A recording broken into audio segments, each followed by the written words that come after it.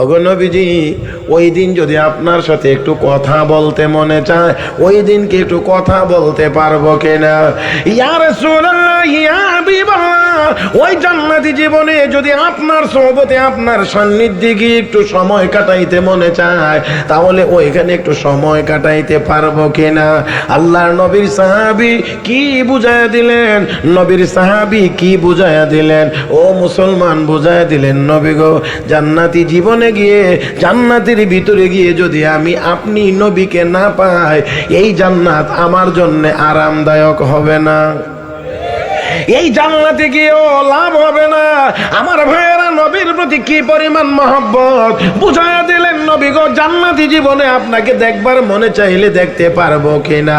আপনারা সবাই ওয়াজ মাহফিলে গিয়ে শুনেছেন উলামায়ে কেরামের জবান থেকে হযরত আব্দুল্লাহ ইবনে যায়েদ ইবনে আব্দুর রাব্বি রাদিয়াল্লাহু তাআলা আনহু, রাসূলের ওই সাহাবী, যেই সাহাবীকে আল্লাহ রাব্বুল আলামিন ফেরেশতার মাধ্যমে আযানের শব্দগুলো স্বপ্ন জগতে শিখাইয়া দিয়েছিলেন, এই সাহাবীর নাম হযরত আব্দুল্লাহ ইবনে যায়েদ ইবনে আব্দুর রাব্বি রাদিয়াল্লাহু তাআলা আনহু। নবী দুনিয়াতে নাই, সংবাদটা তিনি শুনেছেন, বাগানে কাজ করতেছিলেন, বাগানের পরিচর্যায় নিয়োজিত ছিলেন। এমন সময় কানে আওয়াজ এসেছে, নবী দুনিয়াতে নাই, নবী দুনিয়াতে নাই। কাজকর্ম বন্ধ করে ওযু করলেন, 2 রাকাত নামাজ পড়লেন, অতঃপর আল্লাহ রাব্বুল আলামিনের দরবারে হাত তুলে দোয়া করেন, ও মালিক, যেই চোখ দিয়ে এতদিন পর্যন্ত তোমার হাবিবকে তুমি দেখাইলা, হে মুসলমান খেয়াল করেন, সাহাবী দোয়া করেন, আল্লাহ, যেই চোখ দিয়ে এতদিন পর্যন্ত তোমার হাবিবকে দেখাইলা, আজকে যখন তোমার হাবিবকেই তুমি নিয়ে গেছো, ও মালিক, এই চোখ দিয়ে, আমার এই চোখ দিয়ে আমি আর দুনিয়ার কোনো কিছুই দেখতে চাই না, আমি আর দেখতে চাই না, দয়া করে আমার চোখ দুইটাও তুমি উঠায়া নিয়ে যাও। আল্লাহ, এই চোখ দিয়ে আমি আর দুনিয়ার কোনো জিনিস দেখতে চাই না। তাদেরকে বলা হয় আশিক রাসূল। আর আমরা নবীর ইন্তেকালের দিবস তো 12 রবিউল আউয়াল, কথা কয় না? নবীর ইন্তেকালের দিবস 12 রবিউল আউয়াল, যেই দিবসে নবীর সাহাবী কো, আল্লাহ, তোমার হাবিবকে নিয়ে গেছো, আমি আর চোখ দিয়ে দুনিয়ার কিছু দেখতে চাই না, তোমার হাবিবকে দেখতে পারবো না, তো দুনিয়ার কিছু দেখবো না, দেখতে চাইও না, আমার চোখ উঠায় নিয়ে যাও। যেই সাহাবীরা নবীর মহব্বতের নমুনা দেখাইতে গিয়ে চোখ উঠায় নেওয়ার জন্য আল্লাহর কাছে দোয়া করে, আর সেই নবীর উম্মত আশিক দাবি করে নবীর ইন্তেকালের দিবসে জিলাপি খায়।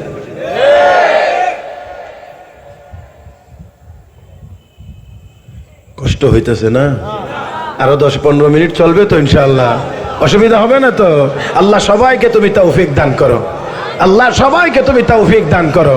মাশাআল্লাহ, মাঝে মাঝে কিছু ফুরুতান ছিল না, এই ফুরুতান মোটামুটি উঠে গেছে, এখন যে ডিয়া আছেন খুব 60 বছরটি আছে, ঠিক না হুজুর? এখন খুব মানে শ্রোতাগুলো এখন ঠিক আছে, এখন শুধু মনোযোগটা আরেকটু বেশি গভীর করে কথাগুলো শুনবেন বলে আমি আশা করতেছি। আল্লাহ নবীর সাহাবী বুঝায় দিলেন, ইয়া রাসূলুল্লাহ, জান্নাতি জীবনে গিয়ে যদি আপনাকে দেখতে না পারি, আপনাকে যদি না পাই, তাহলে জান্নাতও আমার জন্য আরামদায়ক হবে না। নবী গো, ওই জান্নাতে গিয়ে আপনাকে দেখতে পারবো কিনা, আপনার সাথে কথা বলতে পারবো কিনা, আপনার সোহবতে গিয়ে সময় কাটাইতে পারবো কিনা, এই চিন্তা করে করে আমার চেহারার রং পরিবর্তন হয়ে গেছে। চিৎকার মেরে কোন আল্লাহু আকবার। এই বিশ্ব নবীর চেহারা মুবারক সাহাবায়ে কেরামের কাছে প্রিয়। এই জন্য নবী একদিন সাহাবীদের মজলিসে বলছিলেন, সাহাবীরা, এই দুনিয়াতে 3টা জিনিস আমার কাছে বেশি প্রিয়, আতর, সুগন্ধি, সুগন্ধি আমার কাছে প্রিয়, নেককার স্ত্রী আমার কাছে প্রিয়, 3 নাম্বার হলো নামাজ আমার কাছে প্রিয়। সিদ্দিক আকবর দাঁড়িয়ে বলেন, ইয়া রাসূলুল্লাহ, আমার কাছেও 3 জিনিস প্রিয়। 1 নাম্বার আন-নাজরু ইলা ওয়াজহিক, হে নবী, আপনার চেহারা মুবারক দেখা, এটা আমার কাছে প্রিয়। আরো আস্তে কোন সুবহানাল্লাহ। নবীর চেহারা আবু বকরের কাছে প্রিয়, নবীর চেহারা ওমরের কাছে প্রিয়, নবীর চেহারা ওসমানের কাছে প্রিয়, নবীর চেহারা আলীর কাছে প্রিয়, নবীর চেহারা ইমানদারদের কাছে প্রিয়। আমার ভাইয়ের আবু জাহেলের কাছে প্রিয় ছিল না, আবুল হাবের কাছে প্রিয় ছিল না, এইভাবে করে কাফের বেঈমানদের কাছে নবীর চেহারা প্রিয় ছিল না। ঠিক তেমনি ভাবে 1500 বছর পরেও বলতে হয়, হক্কানি উলামায়ে কেরামের চেহারা ইমানদারদের কাছে প্রিয়, আবু জাহেলের নাতিপুতিদের কাছে হক্কানি উলামায়ে কেরামের চেহারা প্রিয় লাগে না।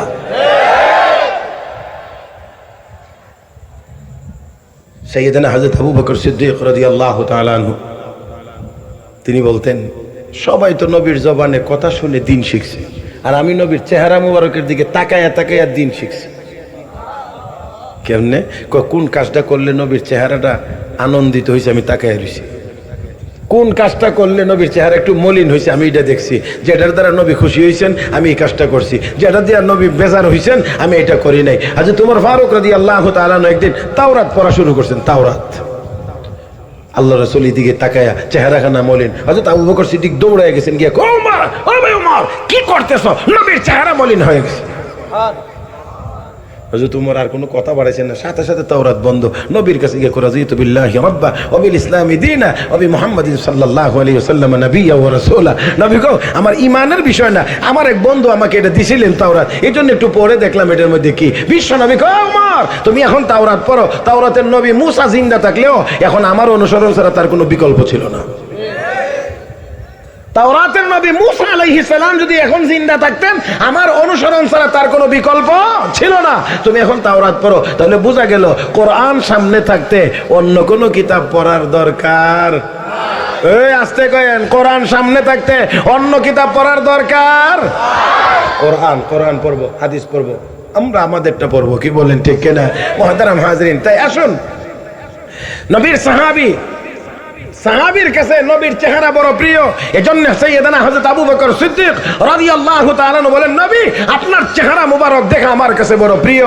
ও মুসলমান, তো নবী জিজ্ঞেস করেন, সাহাবী চেহারা মলিন, আপনার কথা চিন্তা করতে করতে জান্নাতি জীবনে দেখতে পারবো কি পারবো না, এই কথা যখন বলছেন, জবাব দিয়ে সমাধান দিয়ে কি করলে জান্নাতি জীবনে নবীর সাক্ষাৎ পাওয়া যাবে, অন্যান্য নবীদের সাক্ষাৎ পাওয়া যাবে, রব্বে করিম সমাধান দিয়ে সূরা নিসার 69 নম্বর আয়াত আল্লাহ নাজিল করেছেন।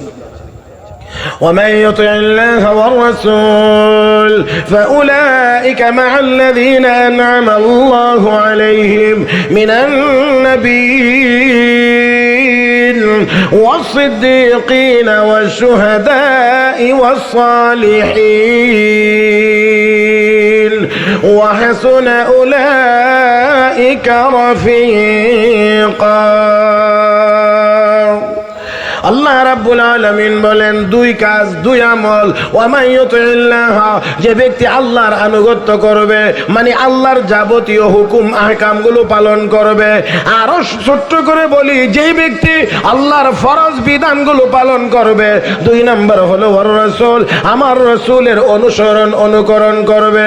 হে মুসলমান, আওয়াজ করে বলেন, জীবনের প্রতিটা মুহূর্তে কার হুকুম চলবে? এত আসতে না, কার হুকুম চলবে? জীবনের প্রতিটা মুহূর্তে হুকুম চলবে আল্লাহর। জীবনের প্রতিটা কদমে তরিকা অনুসরণ করতে হবে মুহাম্মাদুর রাসূলুল্লাহর, তাহলেই আমরা সফল হতে পারবো। আল্লাহ রাব্বুল আলামিন বলেন, ইয়া আইয়ুহাল্লাযীনা ইত্তাকুল্লাহ ওয়া কুলু কওলান সাদীদা ইউসলিহ লাকুম আ'মালাকুম ওয়া ইয়াগফির লাকুম ذنوبكم ومن يطع الله ورسوله فقد فاز فوزا عظيما। আরেকটু জোরে কোন আল্লাহু আকবার। আল্লাহ রাব্বুল আলামিন বলেন, আমি আল্লাহর এবং আমার রাসূলের আনুগত্য যারা করবে, অনুকরণ যারা করবে, ফাকাদ ফাযা ফাওজান আযীমা, তারা মহা সফল হয়ে যাবে, তারা মহা সফল কাম। হে মুসলমান, তাই বলছি, যতক্ষণ পর্যন্ত একজন মানুষ আল্লাহর হুকুম মানবে না, নবীর তরিকা মোতাবেক চলবে না, যতই দেখা যায় মোটা তাজা হোক না কেন, যতই বড় চেহারার গদির মালিক হোক না কেন, যতই পাওয়ারফুল দেখা যায় না কেন, আর কিছুই হোক, ওই লোকটা সফল হইতে পারে কয় না সফল হইতে পারে না। হ্যাঁ, মাঝে মাঝে মোটা দেখা যাবে, মাঝে মাঝে অনেক টাকার মালিক দেখা যাবে, অনেক বড় চেয়ারের মালিক দেখা যাবে, অনেক, কিন্তু আবার মাঝে মাঝে ওই ক্ষমতাবান, ওই দাপটি ব্যক্তিদেরকে আবার কলা পাতার বিছানায় ঘুমাইতেও দেখা যাবে।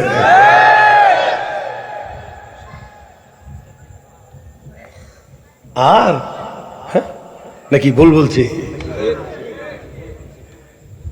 আর যদি আল্লাহর হুকুম আর নবীর তরিকা মোতাবেক জীবন যাপন হয়, টাকা কম হতে পারে কিন্তু জীবন হবে সফল। আল্লাহ, এখন তো আবার কেউ কেউ কবেন টাকা পয়সা হইলো, চেয়ার গদি হইলো, তারপরে আবার সফল হইলো না, এটা আবার কেমনে? আরে ভাই, শরীরের মধ্যে টিউমার হয় না? কেউ কয়নি স্বাস্থ্য ভালো হইতেছে, কথা কয় না।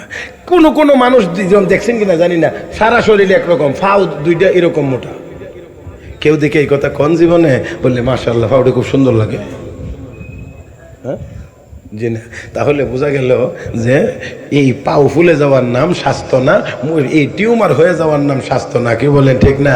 এটা হঠাৎ এক জায়গাতে বেরিয়ে গেছে, এটার দ্বারা আরো বিপদ হতে পারে। পাও হঠাৎ করে যদি শুধু দুইটা পা ফুলে যায় অথবা হাত মোটা হয়ে যায়, এটা যেমন দেখতে ভালো লাগে না, এটাও দুনিয়ার জীবনের কোনো চেয়ার গদি টাকার মালিক, এটা হইলে হঠাৎ এরকম ফুলে যাওয়ার নাম, এটার দ্বারা সফল হওয়া যায় না, সফল হতে পারে না। মুহতারাম হাজরিন, তাহলে আপনাদেরকে একটু সামান্য নমুনা আপনাদেরকে দেখাইতে চাই। রাসূল আরবি সাল্লাল্লাহু আলাইহি ওয়াসাল্লামের সাহাবী হযরত বেলাল সুন্দর না কালো? এই কথা কইন, সুন্দর না কালো? ধনী না দরিদ্র? ধনী না দরিদ্র? এই নেতা না গোলাম? কথা কয় না?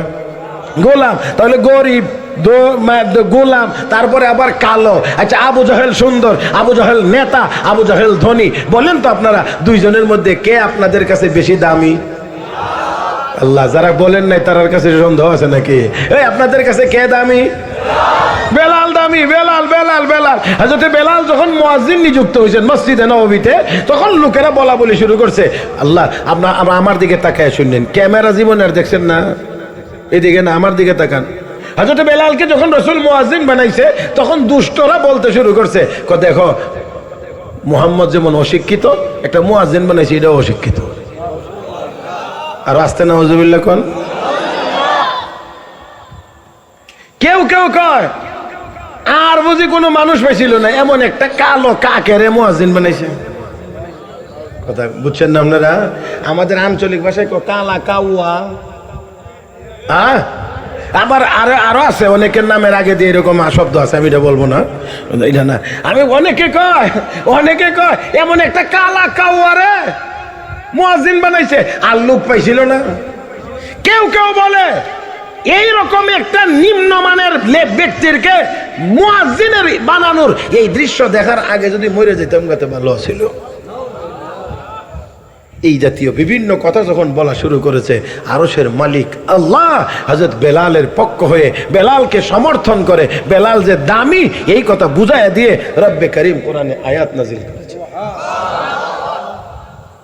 يا أيها الناس إنا خلقناكم من ذكر وأنثى وجعلناكم شعوبا وقبائل لتعارفوا إن أكرمكم عند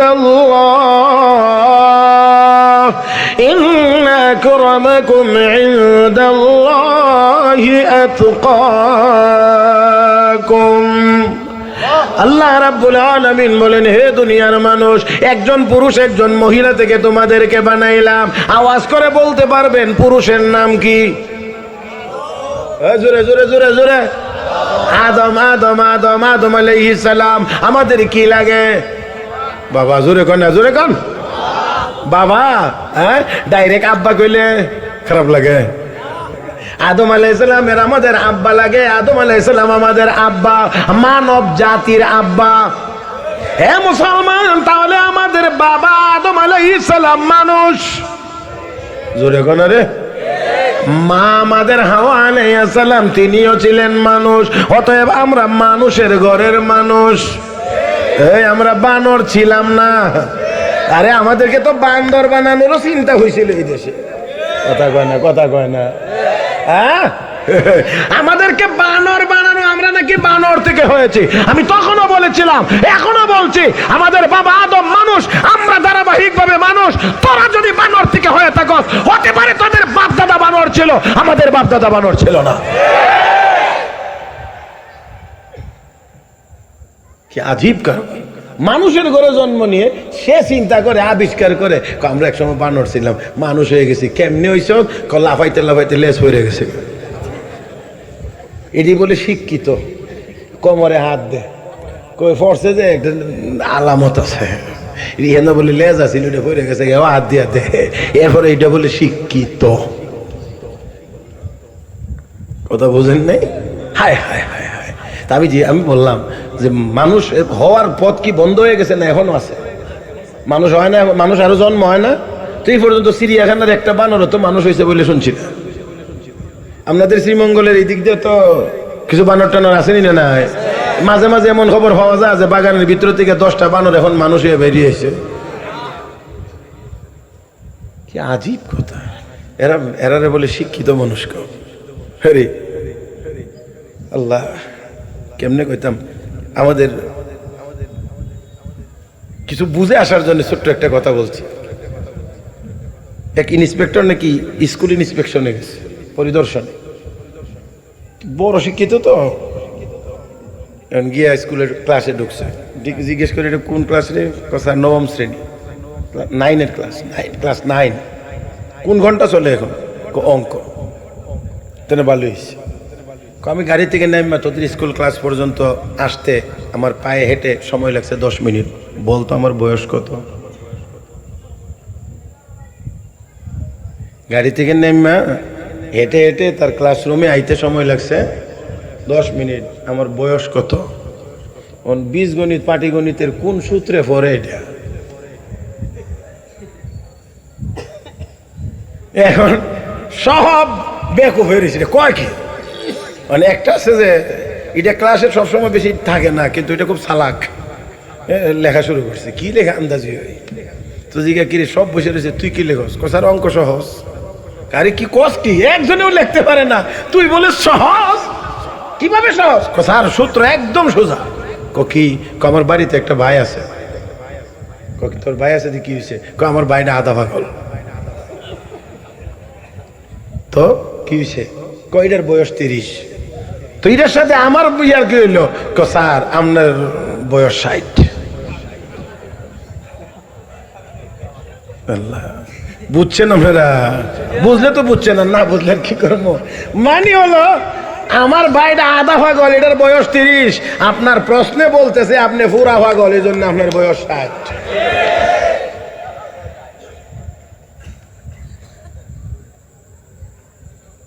আমার ভাইয়েরা, এই জন্য আসেন, বড় শিক্ষিত হলেই ভালো মানুষ হওয়া যায় না। আরো আস্তে, আরো আস্তে। বড় শিক্ষিত হলেই ভালো মানুষ হওয়া যায় না, কারণ বাংলাদেশ ব্যাংকের রিজার্ভ চুরি করেছিল যারা, তারাও বড় বড় শিক্ষিত ছিল। হাজার হাজার কোটি টাকা দেশ থেকে যারা পাচার করে নিয়ে গেছে, তারাও শিক্ষিত ছিল। আমার ভাইরা, আমার বন্ধুরা, তাহলে আসুন, ভালো মানুষ যদি হওয়া লাগে, ভালো মানুষ যদি হওয়া লাগে, শুধু বড় শিক্ষিত হলে হবে না, সাথে কোরআনের শিক্ষার দরকার হবে। কোন শিক্ষা? কোন শিক্ষা? এই জন্য আল্লাহ রাব্বুল আলামিন সূরা আর-রহমানের ভিতরে বলেছেন, আর রহমান আল্লামাল কোরআন খালাকাল ইনসানা আল্লামাহুল বায়ান। দয়াময় আল্লাহ, যিনি শিক্ষা দিয়েছেন কোরআন, সৃষ্টি করেছেন মানুষ। আমার ভাইরা, আমার বন্ধুরা, কোরআন শিখাইবার জন্যই আল্লাহ মানুষ বানাইছেন। অতএব প্রকৃত মানুষ ওই লোকটাই হবে যে কোরআন শিখবে, কোরআনের শিক্ষা পাবে। কোরআনের শিক্ষা যদি থাকে না, বড় শিক্ষিত হয়েও বড় চোর হইতে পারে, বড় শিক্ষিত হয়েও বড় ডাকাত হতে পারে, বড় শিক্ষিত হয়েও বলতে পারে আমরা মানুষ ছিলাম না, আমরা বানর ছিলাম। আমার ভাইয়েরা, আমার বন্ধুরা, কোরআনের আলো যদি ভিতরে না থাকে, তাহলে ওই মানুষ প্রকৃত মানুষ হতে পারে না। এই জন্য আপনারা উলামায়ে কেরাম এখানে আছেন। আমার আপনার নবী 23 বছর নবুয়তি জীবনে মাত্র একটি কিতাব পড়াইছেন, নাম তার কোরআন। কয় কিতাব? এক কিতাব কোরআন পড়াইছেন। বড় বড় মানুষগুলোকে স্বর্ণের মানুষে রূপান্তরিত করেছেন, যেই মানুষগুলো ছিল চোর, ডাকাত, বিভিন্ন রকমের অপরাধের অপরাধী, বিভিন্ন গুনাহের কাজে জড়িত। এমনকি আল্লাহ রাব্বুল আলামিন বলেন, ওয়া কুনতুম আলা শাফা হুফরাতিন মিনান নার ফাআনকাযাকুম মিনহা। তোমরা তো জাহান্নামের গর্তের কিনারায় ছিল, আমি আল্লাহ সেখান থেকে উদ্ধার করে নিয়ে এসেছি। ও মুসলমান, ওই মানুষগুলোকে আমার আল্লাহ তার প্রিয় হাবিবের মাধ্যমে এক কিতাব কোরআন শিখাইয়া সারা পৃথিবীর নবীদের পরে সারা পৃথিবীর সকল মানুষের মধ্যে শ্রেষ্ঠ মানুষ আল্লাহ বানায়া দিয়েছেন। এক কিতাব পড়ায়া বিশ্ব নবী ওই মানুষগুলোকেই স্বর্ণের মানুষে রূপান্তরিত করেছেন। কিয়ামত পর্যন্ত এত ভালো মানুষ আর কোনোদিন আসবে না। হযরতে বেলালের পক্ষে আল্লাহ কয় ইন্না আকরামাকুম ইনদাল্লাহি আতকাকুম।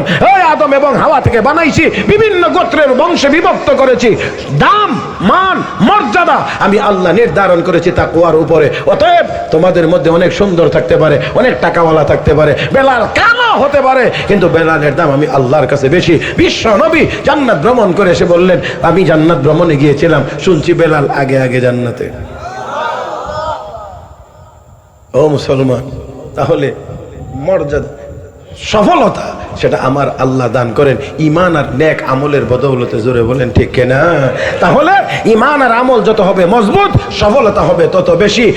বাহাদুরি, টাকা পয়সা, ধন দৌলত, গাড়ি বাড়ি, চেয়ার গদি, কোনো কিছুর ভিতরেই আসলে সফলতা, জোরে বলেন সফলতা নাই নাই নাই।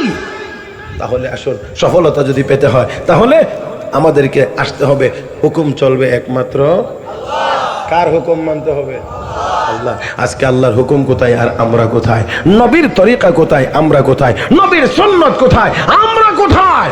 আমার ভাইয়েরা মুসলমান, আমরা আল্লাহর হুকুম কেন মানব, কি কারণে মানব? এর মৌলিক তিনটা কারণ আমি আপনাদের সামনে খুব সংক্ষেপে পেশ করতে চাই। 1 নাম্বার হলো সৃষ্টি করেছেন আল্লাহ। 2 নাম্বার থাকার জায়গা দিয়েছেন আল্লাহ। 3 নাম্বার খানা বা আপনারা বলেন খানি, রিজিকের ব্যবস্থা কে করেন? আল্লাহ। তাহলে বানাইছেন আল্লাহ, থাকার জায়গা দিয়েছেন আল্লাহ, রিজিকের ব্যবস্থা করেন আল্লাহ, অতএব হুকুম চলবে আল্লাহ। ইয়া আইয়ুহান নাস يا أيها الناس اعبدوا ربكم الذي خلقكم والذين من قبلكم لعلكم تتقون الذي جعل لكم الأرض فراشا والسماء بناء وأنزل من السماء ماء فأخرج به من الثمرات رزقا لكم فلا تجعلوا لله أندادا وأنتم تعلمون।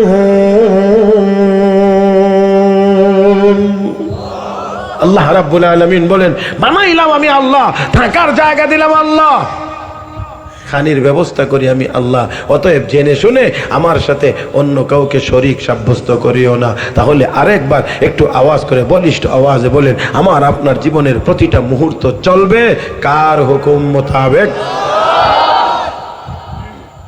রাজি তো ইনশাআল্লাহ? তাহলে নামাজটা না ঠিক মতো না পড়লেও চলবে। হ্যাঁ, নামাজটা ঠিক মতো না পড়লেও চলবে। আবার বলেন চলবে? নামাজ না পড়লেও চলবে? আচ্ছা, এবারে বলেন তাহলে নামাজ পড়া লাগবে নাকি? মুসলমান সবারই নামাজ পড়া লাগবে।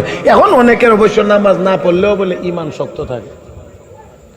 দেখবেন বাজারে বসে বসে চা কাপ সময়তেছে, আমরা নামাজ না পড়লেও ঈমান শক্ত আছে। ফেসবুক যা আছে সব মেসেজ দিচ্ছে।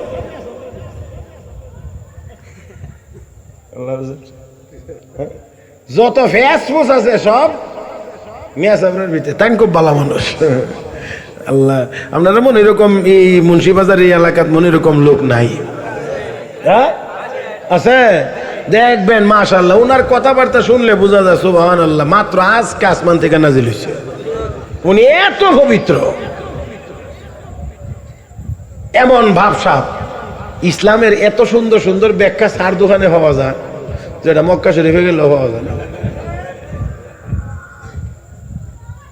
আপনারা রাগ করবেন এই জন্য আমি সব বলতে পারবো না, অনেকে কষ্ট হইবেন। এখানে অনেক মুরব্বী বাবাজিরা আছেন যারা আমার বাবার বয়সী, তারা হয়তো আমার উপর একটু বিরক্ত হবেন, এই জন্যে আমি আর সেই দিকে বেশি আগাইতে পারলাম না। এরকম অনেক অনেক অনেক জি বিরক্ত হইতেন না নি? মাশাআল্লাহ, মুরব্বী একজন বলছেন, উনি বলে বিরক্ত হবেন না। আপনারা বিরক্ত হবেন নাকি? আচ্ছা, মাশাআল্লাহ, দেখবেন বসে বসে কত রকমের কত ধরনের গল্প করতে আছে। আর এই মসজিদের ইমাম সাহেবের এই দোষ, মুয়াজ্জিন সাহেবের এই দোষ, এই মসজিদ মাদ্রাসার হুজুরের মিয়া সাহেবের এই দোষ, আমি সম্পূর্ণ নির্দোষ। এই জন্য আমি বলি, আলেম ওলামা মানুষ যেহেতু, সেই জন্য একেবারে ত্রুটি মুক্ত হবে না, ভুল ত্রুটি থাকতেই পারে। তবে তবে তবে আপনাদের এইদিকে সুই আছে, সুইয়ের ছিদ্র আছে কয়টা? আর একটার নাম আছে সালনি। আপনারা সিলেটি ভাষায় এটার সাইন নাকি? এটার ছিদ্র নাই? সালনির ছিদ্র নাই? কম না বেশি? সুয়ের থেকে কি পরিমাণ বেশি? সুয়ের একটা।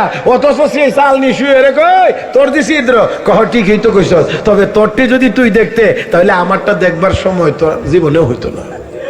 কথা বুঝেন নাই তো? চাল নিয়ে দেখে শুয়ের পিছনে ছিদ্র। আজকে যারা দিন রাত শত শত গুনাহের কাজ করে, হাজার হাজার গুনাহের কাজ করে, গুনার কাজের ভিতর দিয়ে ঘুম থেকে জাগে, ঘুমাইতে যায় তো ঘুমে গুনার কাজ করতে করতে ঘুমায়, তারাই ঘুম থেকে জাগ্রত হয়ে চার দোকানে গিয়ে বসে বসে আলেম ওলামাদের বদনাম করে। তারপরে যেটা কইতাম চেয়েছিলাম, মুরব্বীরা কষ্ট যাতে না হয়, অনুমতি যেহেতু ফাইলেছি একটুখানে বলা যায়। কিছু কিছু মুরব্বী আছে এরার কোনো কাম নাই। একটা কাম আছে, এটা হলো মাঝে মাঝে সর্দারি করার একটু সুযোগ পায়। সর্দারি বুঝেননি আপনারা? মানে এলাকায় কোনো গন্ডগোল লাগলে তাইনারা গিয়া এটাতে কি কর, সালিশ। যারা করে সালিশ তারা কি কর, বিচারি। আচ্ছা যাক, যেটাই বলে, যেই শব্দই বুঝেন এটাই ঠিক আছে, বিচারি। মাশাআল্লাহ, দেখবেন বয়া বয়া খালি খোঁজ খবর রাখবো, কোনান দিয়ে একটুখানি দ্বন্দ্বের আভাস পাওয়া যায়। ফাইলে গিয়ে দেখবেন হেরে গিয়ে কইব এক কথা, আর হেরে কইব আরেক কথা।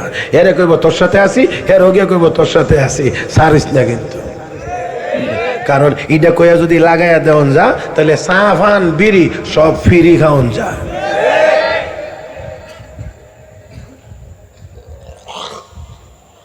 মিলেনি কিছু? হ্যাঁ, আল্লাহ মাফ করে দেন। আল্লাহ আমাদের মুরব্বীদেরকে হেদায়েত দান করুক, নেক হায়াত দান করুক। সবাই না, কিছু কথা কয় না। এই যে বিচারি যারা, এই যে সাবিরি মাগনা খাওয়ার আশায় থাকে, তারা আবার বিচার করতে গেলে মাগনা যায় না। কথা কয় না? এরা আবার মাগনা বিচার করতে যায় না, ডাইনে বামের পকেটে কিছু আওয়ার পরে আরে একটু কাজ আছিল তো, তোমার এটা তো না গিয়া হারা যায় না। আমার ভাইয়েরা, এই পকেটে ডাইনে বামে পকেটে নিয়ে যারা বিচার করে, এই সকল বিচারীদের কারণে সমাজের চুরি ডাকাতি সহ শত শত অপরাধ বন্ধ করা যায় না। আল্লাহ আমাদেরকে বোঝার তৌফিক দান করুন। মুহতারাম হাজিরিন, একখান কথা ফাঁকে দিয়ে না বললেই হয় না। কি কোন কইলি তুমি? হ্যাঁ, হযরত আলী রাদিয়াল্লাহু তাআলা আনহুর কাছে গেছে বিচার। কি বিচার লয়ে গেছে জানেননি? বিচার হইল দুইজন মানুষ, আল্লাহ আমার দিকে আমার দিকে, দুইজন চলতে এক গাছের নিচে গিয়া বইছে। দুজনেই পথিক মুসাফির, বইছে নাস্তা খাইতে। কি খাইতো? রুটি একজনের সাথে দুইটা, আর একজনের সাথে তিনটা। মোট কয়টা হয়েছে? 8টা। এখন একজনের দুইটা, আর একজনের তিনটা। আচ্ছা, এখন এই দুইজনে মিললে যদি রুটি খায় তাহলে মোটামুটি খাইব। 5টা যদি খাওয়ান লাগে তো 2.5টা ঘুরিয়া। এরকম না, এমন সময় এক লোক এসে আসসালামু আলাইকুম রহমতুল্লাহ। খাওয়ানোর টাইমে গিয়া কেউ যদি সালাম দিয়ে হাজির হয় তাহলে বুঝবেন যে তাই না খাইতো চা। তখন কইতেছে দুজনে মিললে করে একজন মানুষের কামনে সেটা আমার সাথে খানিক শরীক হয়ে যান গিয়া, কজি আমার একটু পেটে খিদাও আছে, আপনারা যখন কইতেছেন আচ্ছা নেই খাই লাইছে। এর সাথে রুটি কয়টা? এখন খাইছে কজনে? খাওয়া দাওয়া শেষে এবারে 5টা টাকা দিয়ে কই না আপনারা মিল করে লয়ে যান, আপনারা তো আমার হেসান করছেন, তো আমিও আপনারা একটু হেসান করি, 5টা টাকা দিলাম লয়ে যান। এই লাগছে গন্ডগোল, কথা বুঝছেন না? গন্ডগোল হেন টাকা যেখানে ঝামেলা। এখন এই 5 টাকা বাঘ হইতো কেমনে? হ্যাঁ, 2.5 টাকা করে বেটা রুটি 3টা, বেটার তে এখন 3 রুটিওয়ালা বেটা কয় রুটি যেহেতু আমার 3টা, তো টাকা 3টা আমি নিয়ে যাই, তুমি তোমার 2 রুটি অনুযায়ী 2 টাকা নিয়ে যাও। এখন না, আমরা একসাথে খাইতে বসছিলাম, একসাথে মেহমানদারি করছি, কার কয়টা রুটি এটা বড় কথা না, 2.5 টাকা করে ভাগ করে নিব। 3 রুটিওয়ালা মানে না, কোন আইনা হবে না। আমি 3 টাকা নেবো, তুমি 2 টাকা নেবা। কোনোভাবেই নিজেরা আর মীমাংসা করতে না পারার কারণে সর্বশেষ হযরত আলী রাদিয়াল্লাহু তাআলা আনহুর কাছে গেছে। তো যাওয়ার পরে গিয়ে বলতেছেন যে আমিরুল মুমিনিন,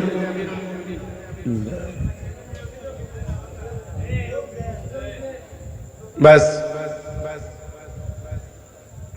হযরত আলী রাদিয়াল্লাহু তাআলা আনহুর কাছে গিয়ে আমিরুল মুমিনিন, ইনসাফের বিচারের জন্য আপনার কাছে এসেছি, ইনসাফের বিচার হতে হবে। বলে কি? বলে এই বিষয়। আচ্ছা, বক্তব্য শোনার পরে হযরত আলী বললেন, আমি বিচারকের আসনে বসে বিচারের আগে সমঝোতার প্রস্তাব তোমাদেরকে দেই, এই বেটা কি তোমার 2 টাকা দিতে রাজি হইছে? জি রাজি হইছে। কথা হলো মাইনা লাও। এটা হইলো আমি বিচারক হিসাবে বলছি না, আমি সমঝোতার কথা বলছি। যেহেতু 2 টাকা দিতে রাজি হইছে, মেনে যাও। বেটা কয় আমিরুল মুমিনিন, মান্যই যদি লাইতাম তো তারা আপনার কাছে আওয়ার দরকার হয় না, এটা তো আমরা দিয়ে শেষ হয়ে যাবে। ইনসাফের বিচারের জন্য আইছি, 2.5 টাকা পামো এই নিয়তে, আপনি এখন এই ডই আমার কন্ত, তো আমি আগে মেনে নিতে পারতাম।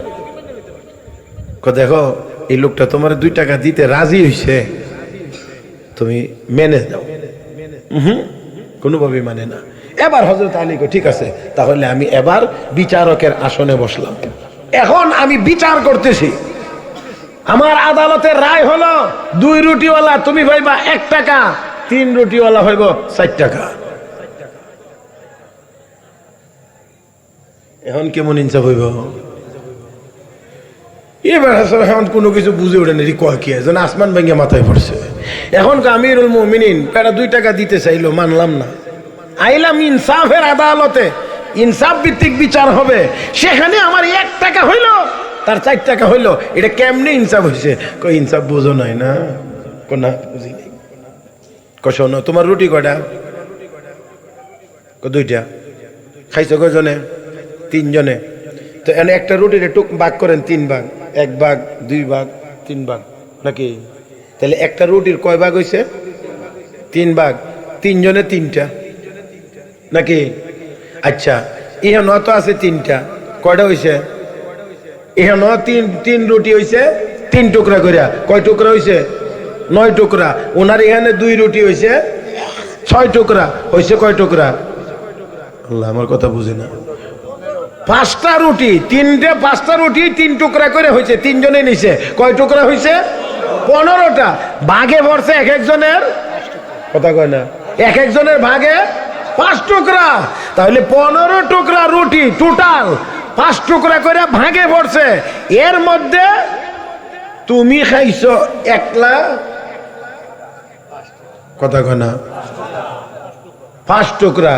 তাহলে তোমার রুটি 2টা, টুকরা হয় 6টা, তুমি খাইয়া লাইছো 5টা, তাহলে মেহমান রে খাওয়াইছো 1টা। এবারে রুটি 3টা, টুকরা হয়েছে 9টা, খাইছে 5টা, দিছে 4টা। ইনসাফে কর 4 টাকা এবার 1 টাকা তোমার।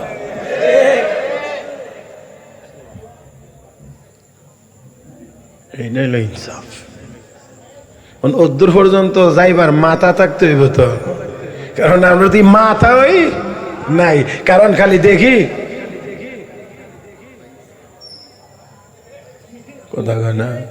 এই জন্যে এক বেচারা বলে যে একা লাগে বলে মারামারি লাগছে, কষ্ট হইতেছে নাকি? বেশি রাইট না? হ্যাঁ, ও আরে আমাকে আপনি 12টা পর্যন্ত, আমি ধরে রাখছি 11টা পর্যন্ত, বাজে দেখি 11টা 22 20 আল্লাহ আচ্ছা নেন আর 10 মিনিট হয়ে যাক গা ওই যখন গেছে গা তা আরো 10 মিনিট হয়ে যাক হ্যাঁ হ্যাঁ হ্যাঁ চলবে আচ্ছা দেখা যাক এখন দুই দলে মারামারি লাগছে লাগার পরে এক দলে খুব মারছে আর এক দলে মার খাইছে যেই দল মার খাইছে এই দলটা দুর্বল যেটা মারছে এটা বড় সবল যত কিছুই হোক মারামারির পরে যখন বিচার হয় সালিশ হয় তখন কিন্তু সবার মধ্যে একটু চিন্তায় হারে আমি যে কাম করছি এখন বিচারে তো কি আমার হারতে হইব যতই মেরে লেছি এখন এলাকার একবারে বড় বিচারি যে তার বাড়িতে গেছে রাত্রে এখন প্রথমে যে দুর্বল যেটি ঠিকই মুরব্বী চাচা ও সাহেব দেখছেন নাকি কামটা হয়েছে একটু ইনসাফের বিচার করেন আগামী মঙ্গলবারে রাত্রে সালিশ যাও যা চিন্তা করিস না এরপরও এই বেটার আর দিল এতমিনান হয় না দিল এতমিনান হয় না কারণ তাই এই কাম করে আর এমা ডাইনে বামে কিছু নেয় আর কি এই জন্য একজন আরেকজনরে চাচারে কিছু দেবা তো 5,000 দিলাইছে দেখেছে চাচা নেন বিড়ি খাইন বলে 5,000 টাকা দেখালে বিড়ি খেত চিন্তা করছেন তাই না এখন তো আর একটু গরম হয়েছে যা যা যা কোনো চিন্তা করিস না রাত 2টা 2:30 3টা বাজছে একদম নীরব এখন আইসে হই জালেম পার্টিটা আইসা ডেকে উঠাইছে উঠে চাচা যা যা হয়েছে তো হয়েই গেছে মান ইজ্জতের ব্যাপার বিচারে বইলে তো যদি আপনি একটু সাহায্য না করেন তো আমরা চরমভাবে বেইজ্জতি হবো এখন ইটা ওইটা না না তোরা জঘন্য কাম করছো চাচা যা হয়েছে হয়েছে অনেকটা তো আরেকজনের পকেটে দিছে 12,000 দিয়া করেন এটা দিয়া চা খাইন কোনটা বেশি এদিকে মনে বুঝে না কয় হাজার বেশি 12,000 এরা দিছে কত 5,000 এখন সালিশে বৈশা ওই দুর্বলটার পক্ষে বলে কিন্তু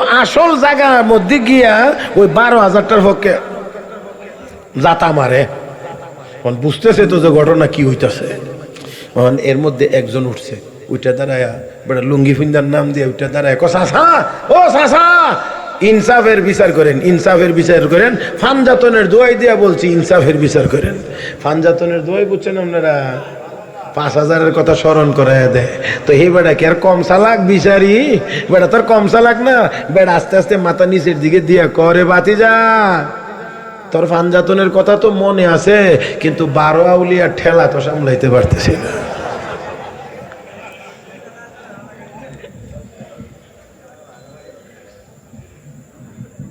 আল্লাহ আমাদেরকে হেফাজত করুন জোরে বলি আমিন আরো আসতে বলেন আমিন যতদিন পর্যন্ত এই জিনিস বন্ধ না হবে এই দুর্নীতি যতদিন পর্যন্ত বন্ধ না হবে ততদিন পর্যন্ত ইনসাফ কায়েম হবে না এই আরো জোরে বলেন ইনসাফ কায়েম হবে না আমার ভাইরা আমার বন্ধুরা তাই আসুন বলতে চাই যদি সমাজ থেকে এই ঘুষের প্রথা বন্ধ করতে হয় ইনসাফ যদি কায়েম করতে হয় অন্যায় যদি দূর করতে হয় ন্যায় যদি প্রতিষ্ঠিত করতে হয় তাহলে অবশ্যই অবশ্যই মুসলমানের প্রত্যেকটা সন্তানকে বাধ্যতামূলক কোরআন শিখাইতে হবে এবারে আসেন আমি আমার জায়গায় যাই জীবনের সর্বক্ষেত্রে হুকুম চলবে বলেন না আওয়াজ করে কার হুকুম চলবে একমাত্র আল্লাহর রব্বুল আলামিন বলেন ওয়া মান ইউতিইল্লাহা ওয়ার রাসূল ফাউলাইকা মা'আল্লাযীনা আন'আমা আল্লাহু আলাইহিম মিনান নাবিয়্যিন ওয়াস-সিদ্দীকিন ওয়াশ-শুহাদা'i ওয়াস-সালিহিন ওয়া হাসুনা উলাইকা রাফীকা আল্লাহ রাব্বুল আলামিন বলেন হাবিব আপনার সাহাবী চিন্তিত আপনার সাথে জান্নাতি জীবনে দেখা হবে কি হবে না কথা বলতে পারবে কিনা হাবিব গো চিন্তিত হওয়ার কোনো কারণ নাই যারা আমি আল্লাহর হুকুম মানবে আমার আনুগত্য করবে যারা আপনার অনুসরণ করবে আপনার তরিকা মোতাবেক চলবে আমি আল্লাহ ঘোষণা দিলাম 4 দলের সঙ্গী বানাইয়া আমি আল্লাহ তাদেরকে জান্নাত দেব নবীগণ সিদ্দিকগণ শহীদগণ এবং ওলি আউলিয়াগণ তাদের সঙ্গী বানাইয়া আমি আল্লাহ তাদেরকে জান্নাত দান করব হে মুসলমান শুধু আমাদের নবীর নবীর সাথেই দেখা হবে না, নবীর সাথে দেখা হবে। মুসা নবীর সাথেও চাইলে দেখা করতে পারবেন, ইব্রাহিম নবীর সাথেও চাইলে দেখা করতে পারবেন, আদম নবীর সাথেও দেখা করার সুযোগ পাবেন। ও মুসলমান, জান্নাতি জীবনে উস্তাদ ছাত্রের বাড়িতে বেড়াইতে যাবে, ছাত্র উস্তাদের বাড়িতে যাবে, পীর মুরিদের বাড়িতে যাবে, মুরিদ পীরের বাড়িতে যাবে, উম্মত নবীর বাড়িতে যাবে, নবীও উম্মতের বাড়িতে মাঝে মাঝে বেড়াইতে যাবে। কোন আল্লাহু আকবার কোন। মনে চায়নি না চায় না ওই জান্নাতে যাইবার, মনে চায়নি না চায় না। আমার ভাইরা, আমার বন্ধুরা, এই দুনিয়ার জীবনটাই আমাদের আসল জীবন না।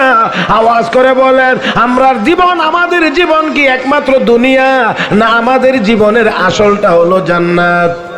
আমার ভাইয়েরা, আমাদের টার্গেট, আমাদের শেষ গন্তব্য, আমাদের শেষ ঠিকানার নাম হলো জান্নাত। কেউ যদি জান্নাতে যাওয়ার চিন্তা করে, আমি জান্নাতে যাব, তাহলে এই লোক দুনিয়ার দিকে এত বেশি তাকাইবে না, দুনিয়ার দিকে এত বেশি খেয়াল করবে না। ও বন্ধুরা, দুনিয়ার দিকে নজর যত বেশি হবে, অপরাধের পরিমাণ তত বেশি হবে। দুনিয়ার দিকে যত বেশি নজর হবে, তত বেশি অপরাধ হবে, তত অন্যায় হবে, মারামারি কাটাকাটি হবে। আর নজর যদি থাকে জান্নাতের দিকে, তাহলে দুনিয়ার দিকে তার নজর বেশি পড়বে না। কারণ হলো, দুনিয়ার দিকে বেশি নজর দিলে জান্নাতের দিকে যাওয়া যাবে না। অপর দিক দিয়ে হলো, দুনিয়ার নিয়ামত, নাজ নিয়ামত হলো ক্ষণস্থায়ী, কম দামি। আল্লাহর জান্নাতের নাজ নিয়ামত হলো চিরস্থায়ী এবং বেশি দামি। হে মুসলমান, তাই আসুন বলছে, আমি এই জন্য বলে থাকি, আকাশে উড়ে, শূন্যে উড়ে দুটা পাখি, একটা পাখির নাম হলো ঈগল, একটা পাখির নাম হলো শকুন। দুটোটা শূন্যে উড়ে নিচের দিকে তাকায়, খাদ্য তালাশ করে। শকুন সব সময় মরা পচা গলাটা তালাশ করে, আর ঈগল সব সময় জিন্দাটা তালাশ করে, জিন্দাটা শিকার করে খায়। দুনিয়াতে কাফের বেঈমানরাও বিচরণ করে, ইমানদাররাও বিচরণ করে। কাফের বেঈমানদের নজর হলো মরা পচা দুনিয়ার দিকে, আর ইমানদারের নজর হলো আল্লাহর তৈরি জান্নাতের দিকে। আল্লাহ রাব্বুল আলামিন তাই বলেন, ও ইমানদারেরা, ও মুসলমানেরা, জান্নাতের দিকে দৌড় দাও, জান্নাতের দিকে দৌড় দাও, জান্নাতের দিকে প্রতিযোগিতামূলক দৌড় দাও। ওয়াসারিউ ইলা মাগফিরাতিম মির রাব্বিকুম ওয়া জান্নাতিন আরদুহাস সামাওয়াতু ওয়াল আরদ উইদ্দাত লিল মুত্তাকিন। আল্লাহ রাব্বুল আলামিন বলেন, জান্নাতের দিকে দৌড় দাও। আওয়াজ করে জবাব দেন মুসলমান, জান্নাতের দিকে দৌড় দিতে কি রাজি আছেন? জান্নাতের দিকে দৌড় দিতে কি রাজি আছেন? আমার ভাইয়েরা, তাহলে জান্নাত কোন দিকে, দৌড় দিবেন কোন দিকে? ও মুসলমান, সেই জন্য বলছি, জান্নাতের দিকে যদি দৌড়াইতে হয়, দৌড় দেন মসজিদের দিকে। জান্নাতের দিকে যদি দৌড়াইতে হয়, দৌড় দেন মাদ্রাসার দিকে। জান্নাতের দিকে যদি দৌড়াইতে হয়, দৌড় দেন ওয়াজ তাফসীর মাহফিলের দিকে। জান্নাতের দিকে যদি দৌড়াইতে হয়, দৌড় দেন হক্কানি উলামায়ে কেরামের দিকে। জান্নাতের দিকে যদি দৌড়াইতে হয় মুসলমান, প্রয়োজন বোধে দৌড় দেন হাতে লাঠি নিয়ে কাফের বেঈমানদের মোকাবেলায় জিহাদের ময়দানে। আসুন, আমরা জান্নাতে যাইতে চাই। সাহাবী বললেন, ইয়া রাসূলুল্লাহ, জান্নাতে গিয়ে আপনাকে দেখতে পারবো কিনা? এই জন্য চিন্তা করতে করতে আমার চেহারার রং পরিবর্তন হয়ে গেছে। রব্বে কারীম বলেন, দুইটা কাজ যদি করো, আমি আল্লাহর হুকুম যদি মানো, আমার নবীর তরিকা মোতাবেক যদি চলো, তাহলে জান্নাতি জীবনে নবীর সাথেও সাক্ষাৎ হবে, সিদ্দিকগণের সাথেও সাক্ষাৎ হবে, শহীদগণের সাথেও সাক্ষাৎ হবে, আমার নেককার ওলিয়া উলিয়া সকলের সাথে সাক্ষাৎ হবে। সর্বশেষ কথা আমি আপনাদের খেদমতে আরজ করতে চাই, আল্লামা জালালউদ্দিন রুমি রহমতুল্লাহি আলাইহি তিনি লিখেন, বিশ্বনবী রাহমাতুল লিল আলামিনের সাহাবী হযরত আনাস ইবনে মালিক রাদিয়াল্লাহু তাআলা আনহু 10 বছর নবীর খেদমত করে একটা কাপড়ের টুকরা পেয়েছিলেন হাদিয়া। 10 বছর খেদমতের পরে নবীর দস্তরখান। হযরত আনাস এই কাপড়কে আগুন দিয়ে পরিষ্কার করতেন, ধুইতেন না, পানি দিয়ে সাবান দিয়ে ধুইতেন না। ময়লা হইলে আগুনের মধ্যে ধরতেন, আগুন ওয়াশ করে পরিষ্কার করে ওনাকে কাপড় ফেরত দিত। উনি কোনো সময় সাবান পানি লাগাইতেন না। মেহমানেরা আসলে শুধু ব্যবহার করতেন, আর না হয় নবীর ব্যবহার করা এই দস্তরখান বড় যত্ন সহকারে রেখে দিতেন। হযরত আনাস ইবনে মালিককে একবার কিছু মেহমানেরা দেখলেন যখন এই দৃশ্য, তখন বললেন, ও নবীর সাহাবী আনাস, কাপড় আগুনের মধ্যে দিলে জ্বলে যায়, আপনারটা যে জ্বলে না, কয় এটা তো দুনিয়ার সাধারণ কোনো কাপড় না, এটা বিশ্ব নবীর ব্যবহার করা দস্তরখান। কওমে গফতান এই সাহাবী আজিজ, কওমে গফতান এই সাহাবী আজিজ মিনা সুজাদ ওয়া মুনাক্কা গাশতেনিস। ও নবীর সাহাবী জ্বলল না আগুনে, পরিষ্কার হইল। হযরত আনাস বলেন কেমনে হবে? আগুন জ্বালাইবে, বিশ্ব নবীর হাত মুবারক এই কাপড়ে লেগেছে, নবীর ঠোঁট মুবারকের ছোঁয়া লেগেছে, মাঝে মাঝে নবী কাপড়ের টুকরাটা কোনা ব্যবহার করে ঠোঁট মুছতেন।